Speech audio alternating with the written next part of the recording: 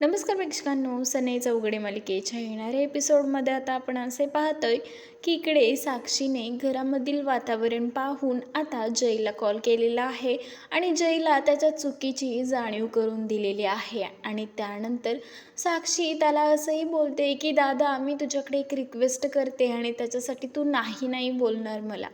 त्यानंतर जय या सगळ्याला तयार होतो. मात्र इकडे साक्षी जेव्हा मुद्दा सांगते त्यावरती तो आता नाही बोलू लागतो. कारण साक्षीने त्याला चक्क शर्वरीची माफी मागायला सांगितलेली आहे. कारण यामध्ये शर्वरीची काहीच चूक नसताना शर्वरीची लायकी काढण्यात आली होती आणि ती पण जयने कोणताही विचार न करता शर्वरीला सर्व पाहुण्यांच्या समोर नको नको ते बोलला होता. त्यामुळेच इकडे साक्षीने विचार करून, साक्षी पहिला तर हे बघ, मी त्या मुलीला कोणताच कॉल करणार नाही आहे आणि तिची माफी देखील अजिबात मागणार नाही आहे. कारण ती कायमच चुका करते. तुला माहीत नाही आहे, तिने माझ्याकडून सुद्धा पैसे उकळले आहेत. जेव्हा जेव्हा ती माझ्या समोर आली आहे तेव्हा तेव्हा तिने काहीतरी वाईटच केलं आहे आणि खरोखर तिचं वागणं खूप संशयास्पद आहे आणि मला तिची माफी मागायची अजिबात इच्छा नाही आहे. त्यामुळे हे काहीही सोडून तू मला दुसरं काहीही मागितलंस तर मी असं देईन, पण ह्या गोष्टी अजिबात नाही. असं बोलून आता जय रागानेच कॉल ठेवून देतो. तर इकडे हे सर्व बोलणं आता त्याच्या भावाने म्हणजे गौतमने ऐकलेलं आहे आणि गौतमला असं समजतं की साक्षीताई तिकडून कॉलवरती सांगत होती शर्वरीची माफी मागण्यासाठी, म्हणजे जयदादाकडे नक्कीच त्या मुलीचा नंबर असेल.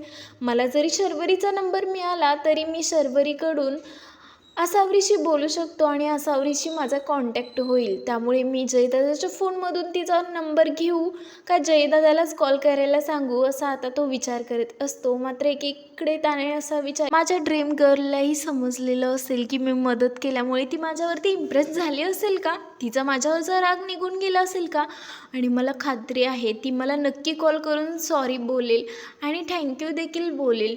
मला माहिती आहे माझ्या ड्रीम गर्लचा मला फोन येणारच. आणि या सर्वांवरून आता गौतम असा विचार करतो की दादालाच फोर्स करतो आणि या सगळ्यामध्ये मला एकच व्यक्ती मदत करू शकते, ती म्हणजे माझी आजी.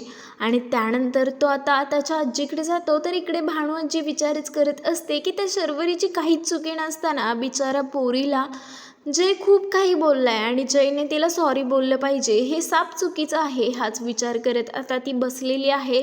तेवढ्यातच गौतमची तिकडे एंट्री होते आणि गौतम चाललेला सर्व प्रकार सांगतो. मला हे आधीपासूनच माहीत होतं आणि त्या खूप साध्या सरळ आणि भोळ्या मुली आहेत. तू बघितलंस ना आजी, त्या कशा रडत गेल्या. असं व्हायला नको पाहिजे होतं.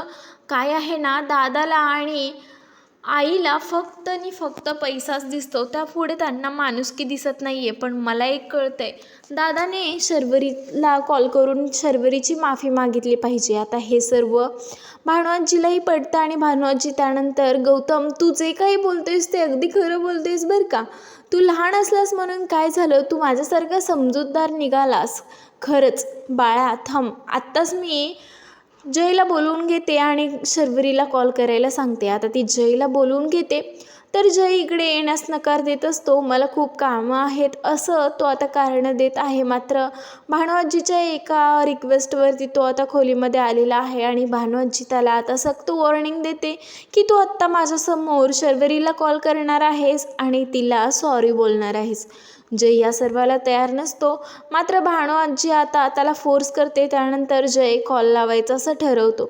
तर दुसरीकडे आता शर्वरी आणि तिच्या बहिणी या सगळ्या जणी आवरत असतात. त्यावेळी आसावरी आता एकाच विचारात मग्न झालेली आहे की खरंच गौतम चांगला मुलगा होता. मी उगाच त्याच्याबद्दल वाईट विचार केला आणि तो लग्नामध्ये गेल्यापासून आमचं अशी ओळख पण नसताना तो आमची किती मदत करत होता आणि त्याच्यामुळेच आमची इज्जत वाचली आहे. मी त्याला एकदा कॉन्टॅक्ट करण्याचा प्रयत्न करू का, त्याला थँक्यू बोलू का. आता आसावरी देखील हाच विचार करत आहे. आणि तेवढ्यातच तिकडे शर्वरीची एंट्री होते. शर्वरी तिला बोलू लागते की ताई, अगं तू कोणत्या विचारात मग्न झाली आहेस. आसावरी ताई असं आता 2 वेळा ती आवाज देते. मात्र आसावरी आता त्या विचारात मग्न असताना त्या तिघीही बहिणी आता आसावरीला चिडवू लागतात की खरंच गौतम खूप चांगला मुलगा होता, त्याने आपल्याला मदत केली, त्याच्याशी आपण कॉन्टॅक्ट केला पाहिजे. त्याला थँक्यू तरी बोललंच पाहिजे. अशी कशी मी वेंधळी असेल की त्याला थँक्यू बोलले नाही. मला वाटते त्याला आपण कॉल केला पाहिजे, नाहीतर सरळ जाऊन त्याची भेटच घेतली पाहिजे. त्यावरती असावरी पटकन बोलते की नाही, आपण त्याला कॉलवरतीच थँक्यू बोलू. आणि आता हे पाहून इकडे त्या तिघीजणीही तिच्याकडेच पाहत राहतात. आणि त्यानंतर असावरी आपली नजर चोरते व इकडे शर्वरी बोलू लागते की काय आहे ना, कोणाचा तरी थँक्यू बोलण्यासाठी खूप मन झालं आहे, मात्र इकडे नंबर नसल्यामुळे सर्व प्रॉब्लेम होते. पण माझ्याकडे नंबर नाही आहे गं, माझ्याकडे त्या शायनरचा नंबर आहे, बाकी कोणाचाच नाही आहे तिकडचा. तर शायनरकडून आपण गौतमचा नंबर घेऊ शकतो का, आपण त्याला कॉल करून विचारू का. आणि तेवढ्यात तिकडे आता शायनरचाच कॉल येतो, म्हणजेच जयचा कॉल येतो. आणि तो पाहून इकडे असावरी बोलू लागते की त्या शायनरचाच कॉल आला आहे. आणि त्यानंतर शर्वरी बोलते की हे काय, हा शायनर मला का कॉल करत असेल. आणि त्यानंतर शर्वरी विचार करू लागते की आता याचं काहीही मला ऐकून घ्यायचं नाही आहे, कारण हा माणूस म्हणून अजिबात चांगला नाही आहे. मला तर याचा फोनच उचलायचा नाही, म्हणून शर्वरी आता त्याचा फोन कट करते. आणि हे आता पाहून लगेच जय हा बोलू लागतो की बघ आजी, तुला सांगितलं होतं ना, ती मुलगी खूप उर्मट आहे, तिला कॉल करून काहीच उपयोग नाही आहे. तिने माझं तोंडावरती कॉल कट केला आहे आणि आता मी काही तिला कॉल करणार नाही आहे, असं सक्त तिला आता सांगतो. मात्र इकडे भानुआजी बोलते की चुकी आपल्या आहे म्हटल्यावरती पुन्हा एकदा तू ट्राय करून बघ. आणि त्यानंतर पुन्हा एकदा जय जेव्हा फोन लावतो तेव्हा आता इकडे शर्वरीची बहीण असावरीही कॉल उचलते. आणि त्यानंतर ती आता फोनवरती बोलू लागते.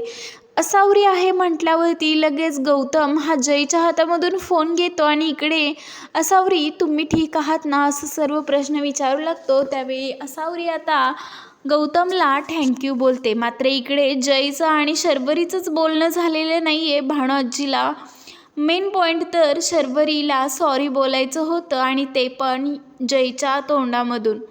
मात्र जय काही तिला सॉरी बोललेला नाही आहे. तर आता जयचं आणि शर्वरीचं बोलणं होईल का, हे पाहणं तर फारच रंजक ठरणार आहे.